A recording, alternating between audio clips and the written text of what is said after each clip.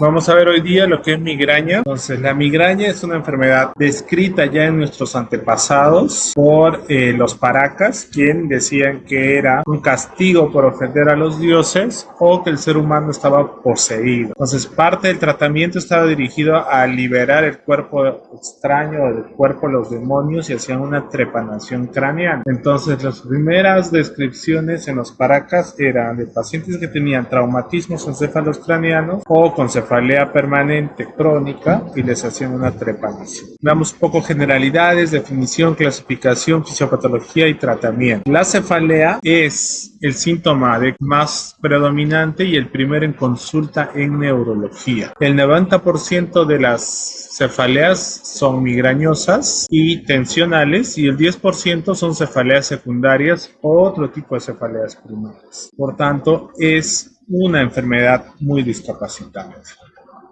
Pues las cefaleas primarias, desde la clasificación del 2018 por la Sociedad Internacional de Cefaleas, las clasifica como primarias, secundarias y neuralgias craneales.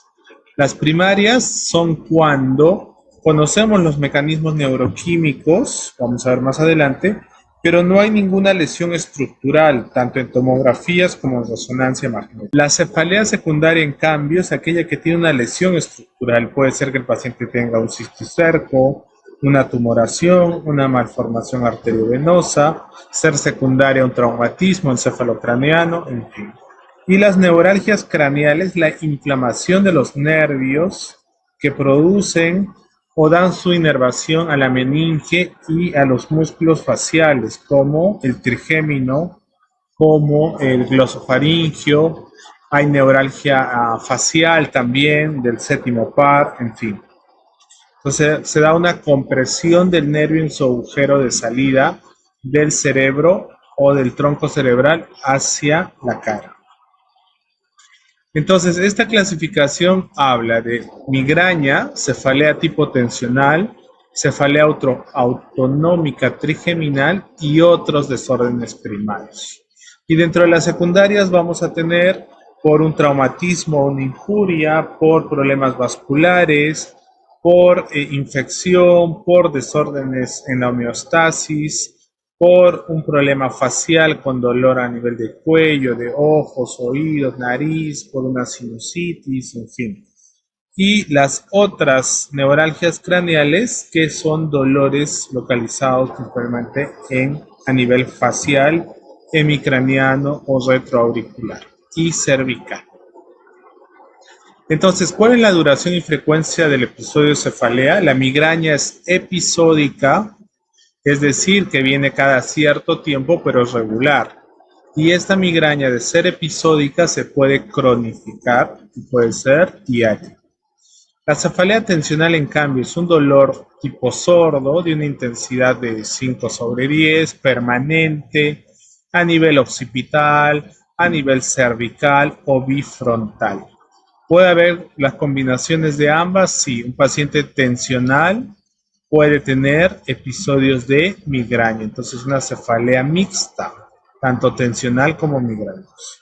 Otro tipo de cefalea es la cefalea en racimo, es una cefalea muy intensa, muy brusca, que más da en hombres y se da más o menos cada 6 meses o cada año.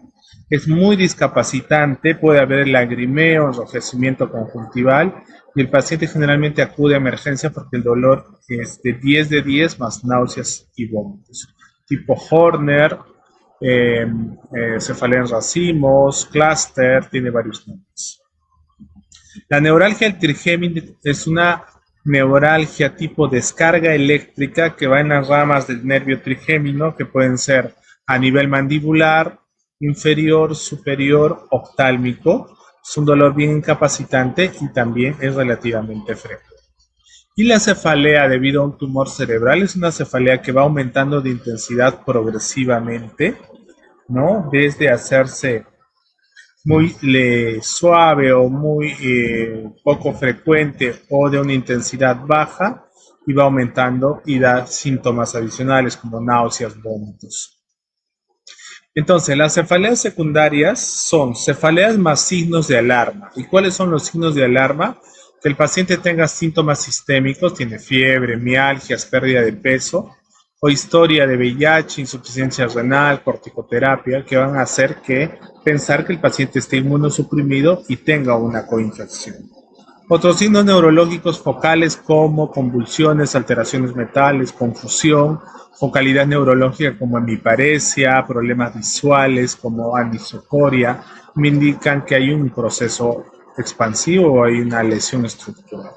El inicio es muy importante, la cefalea en estallido, que la de clúster, esta cefalea muy intensa, tener siempre cuidado porque puede ser también un aneurisma cerebral que se ha roto y ha hecho que el paciente tenga una cefalea muy, muy intensa. La edad, generalmente la migraña aparece entre 20 a 40 años, pero una cefalea después de los 50 años, que tener cuidado, puede ser el origen de un proceso expansivo intracerebral. Cambios en el patrón del dolor, si esta es progresiva, se aumenta con los cambios de posición en la maniobra de Valsalva, si precipita con Valsalva, es decir, al toser, al pujar, aumenta el dolor de cabeza. ¿Me quieren decir algo? Si hay papiledema o la cefalea cambia en el embarazo. Entonces, la cefalea más frecuente primaria es la tensional, es más frecuente en mujeres que en hombres. Hay factores psicológicos que perpetúan su inicio y después hacen que se cronifique. Y esta cefalea tensional puede ser ocasional, todos hemos tenido un dolor de cabeza cuando estamos estresados, episódica, relativamente frecuente, y crónica cuando es diaria. Pero siempre la característica que es occipital o bifrontal. Entonces, las cefaleas primarias, obviamente después de descartar una cefalea secundaria, nos quedamos con una cefalea primaria. ¿Y cómo descartamos? Hacemos una tomografía o una resonancia magnética o un angiotem que me permite ver los vasos sanguíneos y todos son normales, estamos ante una cefalea primaria. Y esta cefalea primaria puede ser episódica, es decir, que tenga una frecuencia menos de 15 días al mes, o puede ser crónica, que tenga más de 15 días de dolor al mes. Y esta crónica a su vez puede ser de corta duración, menos de 4 horas diarias, o de larga duración, más de 4 horas diarias. Y a veces hay cefalea con o sin abuso de AINES o de analgésicos, porque los pacientes tienen tanto dolor y toman demasiados analgésicos y ya el cuerpo produce una tolerancia a estos medicamentos. Entonces la cefalea crónica diaria puede ser migraña crónica, puede ser cefalea de tensión crónica, persistente diaria de nuevo o una hemicrania continua, que es una neuralgia craneal. Entonces, ¿qué es la migraña? Ya hablando de esta patología, el concepto actual desde el 2018 dice que es un trastorno cerebral caracterizado por un fenómeno de hiperexcitabilidad neuronal alterada en pacientes genéticamente susceptibles, capaz de activar el sistema trigémino vascular, generando consecuencias médicas y biopsicosociales. Parece un enredo, pero vamos a entender. Entonces, por su frecuencia, es de baja frecuencia cuando hay de 0 a 9 ataques al mes, de alta frecuencia de 10 a 14 ataques de dolor y crónica más de 15 días de dolor al mes, ¿no? La epidemiología nos dice que es una enfermedad muy discapacitante, que produce ausentismo laboral, es la tercera causa de consulta a nivel mundial y produce, pues obviamente, pérdidas económicas, tanto por la medicación como por el ausentismo laboral y por todo lo que implica un paciente con migraña crónica. La prevalencia en el mundo, en el Perú tenemos reportado un solo estudio que dice que es 5.3 por 100.000 habitantes, pero es muy variable. Por ejemplo, en Europa la prevalencia es 24.6, hasta en Corea, China 22.7, En Latinoamérica muy variado, en Estados Unidos 14.7, dependiendo de la zona. Entonces, no tenemos un registro adecuado de prevalencia de migraña en nuestro país. Veamos que la incidencia es desde los 10, 19 años, 20, hasta el pico más alto, 40, 49 años. Después va descendiendo tanto en hombres como en mujeres. Obviamente es más frecuente en mujeres que en hombres, pero el pico de presentación es el mismo. Ahora tenemos migraña infantil, sí, se describe desde los 5 años, migraña infantil, que tiene otras características. La migraña crónica tiene una prevalencia similar desde los 18 a 29 hasta los 40 a 49, tanto en varones como en mujeres. ¿Okay? Entonces, ese porcentaje de complicación, si queremos llamarlo así, de un paciente de cefalea episódica vaya cefalea crónica es de 1.86, 1.80. Se dice que la migraña tiene un componente genético, sí. Se sabe que en los familiares de primer grado, de madres que tienen migraña, van a tener migraña, o en la familia abuelos, generaciones completas que tienen migraña, porque se han identificado patrones de expresión proteica, se han identificado moléculas implicadas en su mecanismo y variantes génicas de un lado a otro. Entonces, sí, la migraña tiene un componente hereditario. Y es así que en los familiares de primer grado hay migraña sin aura hasta 1.0 veces el riesgo sin aura en familiares de primer grado, o con aura 1.4. Y en migraña con aura 4 veces el riesgo de sufrir migraña en familiares de primer grado. Entonces, sí hay un componente hereditario. Entonces, la migraña, según la Sociedad Internacional de Cefalea, la clasifica desde el 2018 sin aura y con aura. Sin aura es un dolor que aparece de un momento a otro. Y con aura cuando hay manifestaciones que me avisan que el paciente va a tener migraña, como fotopsias, como náuseas, como vómitos. Entonces puede haber una cefalea, una aura típica con cefalea, en la tipo migrañosa, o una aura típica de fotopsias en la no migrañosa. Puede haber una aura migrañosa sin cefalea, es decir, solo fotopsias y no llegar a tener dolor. Puede haber una hemipléjica familiar, es decir, la mitad del cuerpo se paraliza, vamos a ver por qué. Hemipléjica esporádica, tipo basilar con vértigos. Y en los niños puede haber vómitos cíclicos, migraña abdominal, o primero dolor abdominal y luego dolor de cabeza, vértigo. Entonces las manifestaciones son diferentes a las del adulto. Y las complicaciones de una migraña es que se vaya hacia una migraña crónica, un estatus migrañoso, a una aura persistente sin infarto, un infarto migrañoso y a unas crisis convulsivas desencadenadas por migraña. Para hacer el diagnóstico debo tener estos 3 ítems importantes: náuseas, discapacidad, fotofobia. Entonces, si tiene las 3 características, estamos hablando que el diagnóstico es un 93% de migraña. Si tiene 2 de estas 3, es el 81%. Y las otras que suman al diagnóstico son dolor hemicraniano, fonofobia, el dolor sea moderado o severo, que incremente con la actividad, etc. Entonces, ¿cuál es la evolución de la migraña? Actualmente vemos que es un trastorno vascular, neurovascular y por tanto un trastorno cerebral, en el cual hay un compromiso cerebral donde está implicada la sensibilización central, la hiperexcitabilidad cortical y una sensibilidad periférica. ¿Qué quiere decir todo eso? Este es el sistema trigémino vascular, es decir, este es el nervio trigémino con el ganglio de Gasser y su conexión con el tronco cerebral hasta el tálamo. Esto en amarillo es los nervios, ramas del trigémino que van a los vasos de la meninge y los vasos del cuero cabelludo. Es por eso que el paciente va a tener un dolor hemicraniano, va a tener alodinia, que es un dolor cuando me toco el cuero cabelludo una sensación rara en la mitad de la cabeza por esta inervación en cuero cabelludo del trigémino. Por eso se habla que la migraña es un trastorno neurovascular del sistema trigémino vascular.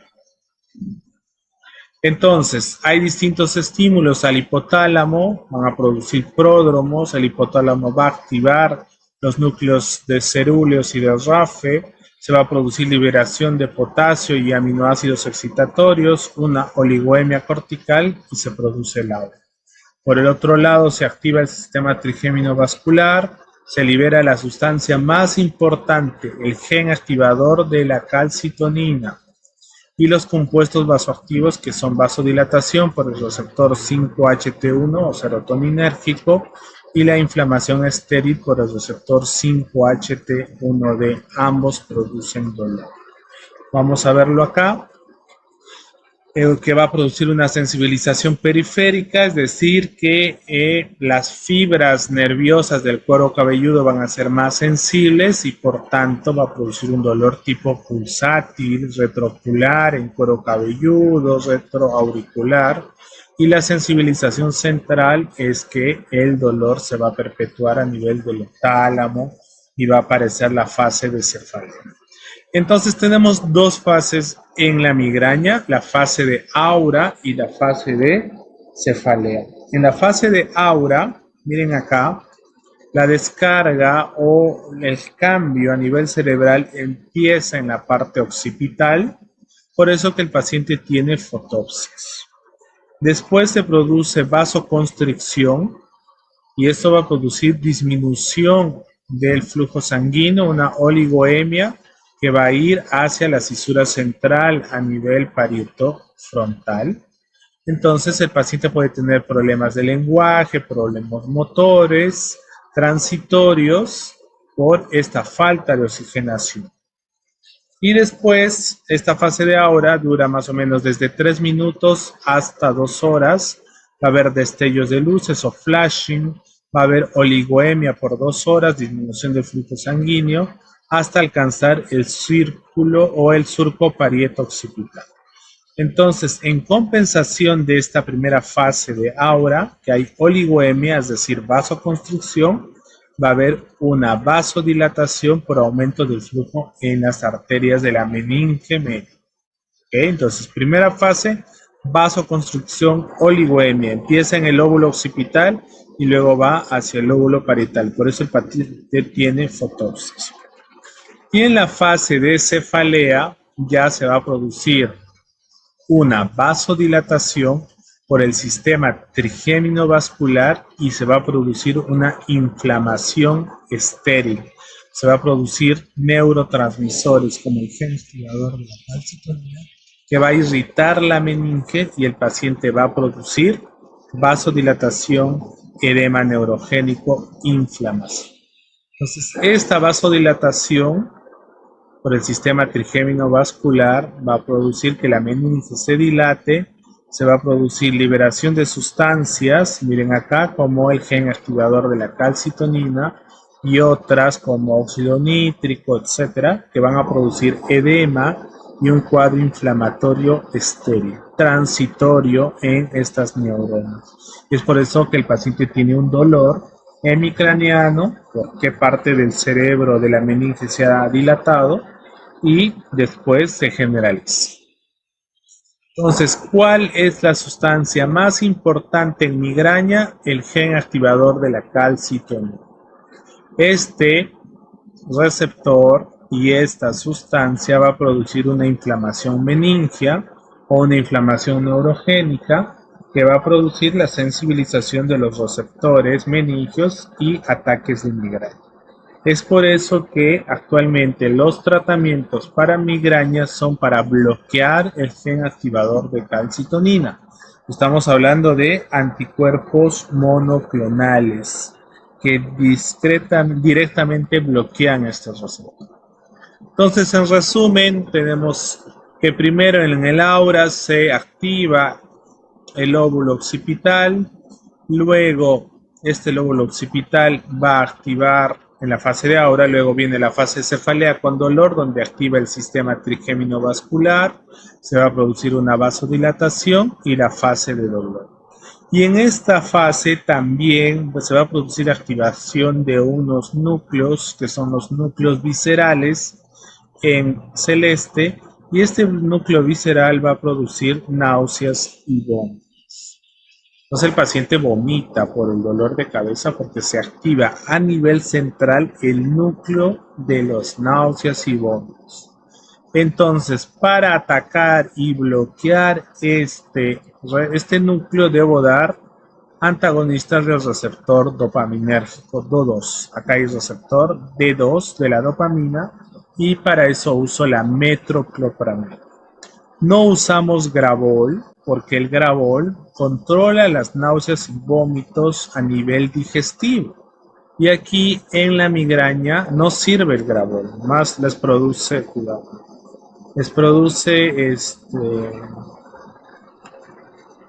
sueño que calmar las náuseas y vómitos.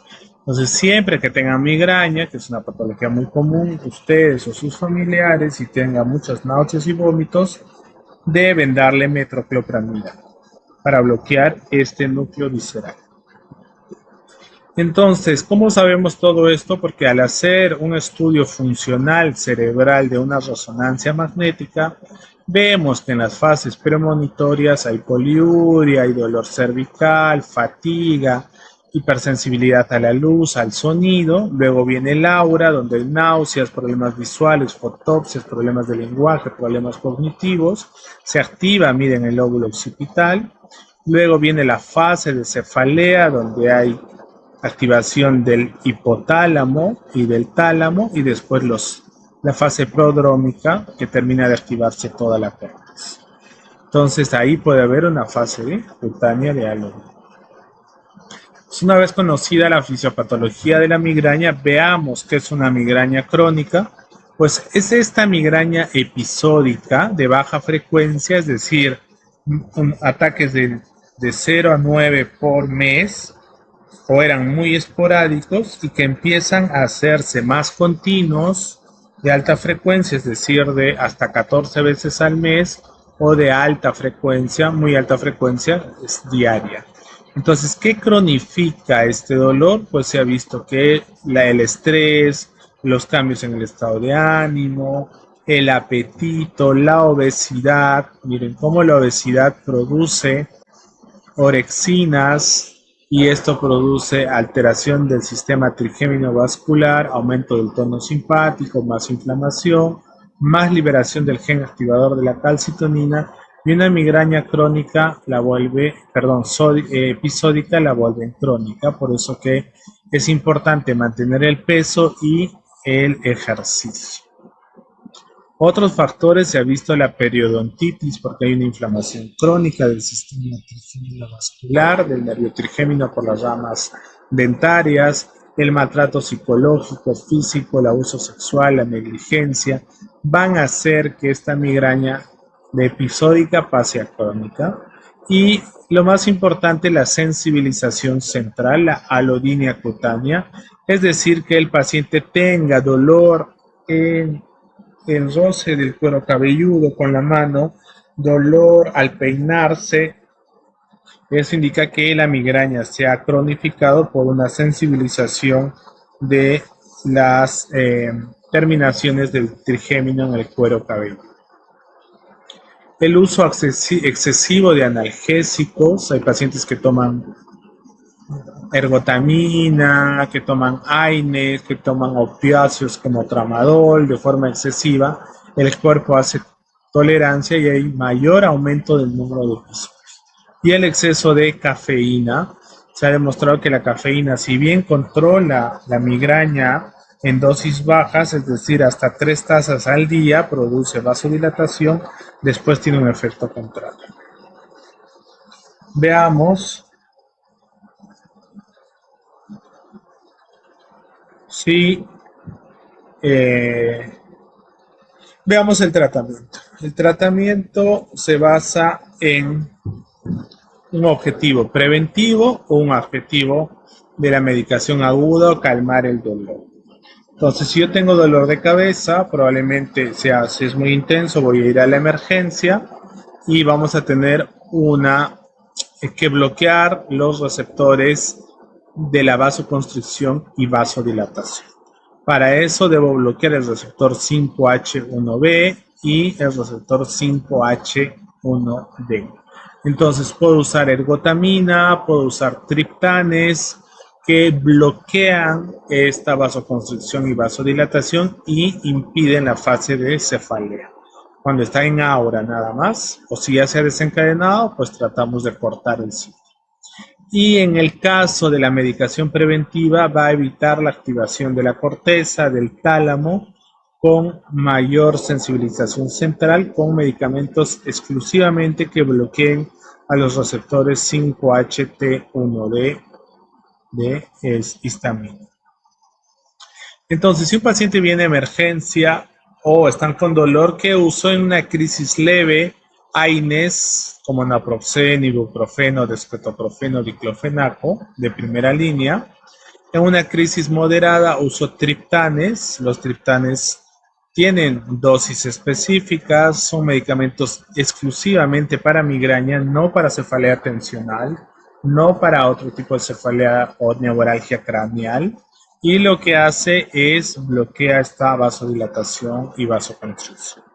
Entonces tenemos medicamentos en el país como almotriptán, naritriptán, sumatriptán, solmitriptán. Son los 4 triptanes que actúan más o menos a la media hora. Son bastante efectivos, el problema es el costo alto y son las distintas dosis.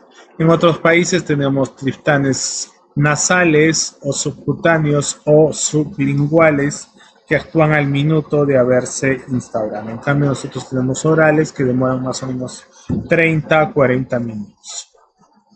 Entonces, la etapa aguda, los AINES deben ser dosis altas, como por ejemplo para aspirina, 1000 miligramos, naproxeno 1100, o sea, 2 tabletas, ibuprofeno hasta 3 tabletas, diclofenaco 2, dexketoprofeno 2 tabletas juntas, ¿ok? Sin embargo, hay que tener cuidado con el riesgo de gastrolesión, es decir, puede producir un sangrado gastrointestinal, dosis alta de AINES.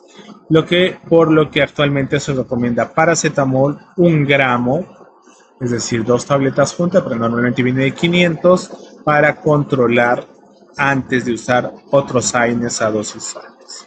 Y los triptanes pueden ser subcutáneos, nasales, orales, como hemos visto en el país, solo hay oral.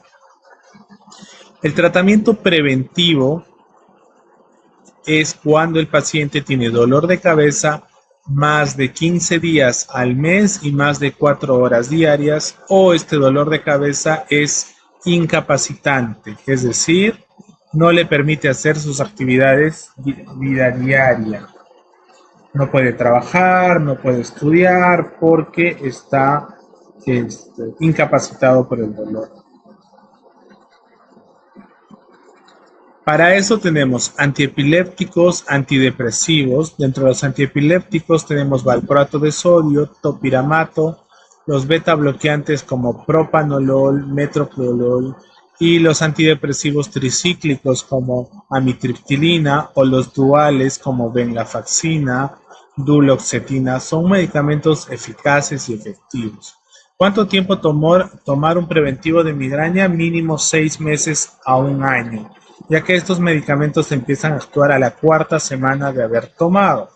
Los preventivos de migraña lo que hacen es evitar que el paciente tenga una crisis muy intensa o espaciar el dolor. Es decir, si antes me dolía 2 veces a la semana, con los preventivos puede ser cada 15 días o cada mes. Si antes iba a la emergencia porque era mucho el dolor, ahora ya no, solo con un paracetamol de 1 gramo podría pasar el dolor. Para eso es el tratamiento preventivo. Y otros preventivos muy usados son, primera elección, topiramato, que es un antiepiléptico, valproato de sodio en dosis única, y también gabapentina, antidepresivos como fluoxetina, amitriptilina están en las guías de manejo. Entonces, ante un paciente con migraña crónica, yo debo evitar y indicarle las expectativas que tiene el paciente. Recordemos que es una enfermedad que no tiene cura. Lo que vamos a hacer es controlar la frecuencia y la intensidad del dolor y siempre cambiar los factores que pueden cronificar la migraña, la obesidad, el maltrato, el uso de cafeína, excesivo de medicación, cambios en el estilo de vida, dieta, ejercicio, mejorar el sueño, mejorar el estrés.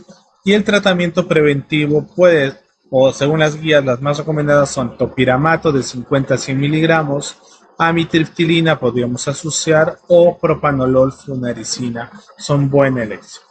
Ya cuando el tratamiento no mejora preventivo y el paciente sigue teniendo muchas crisis, usamos toxina botulínica en dosis de 55 unidades internacionales. Son 32 puntos de migraña que se colocan alrededor del cuero cabelludo y del cuello que me ayudan a disminuir la intensidad del dolor.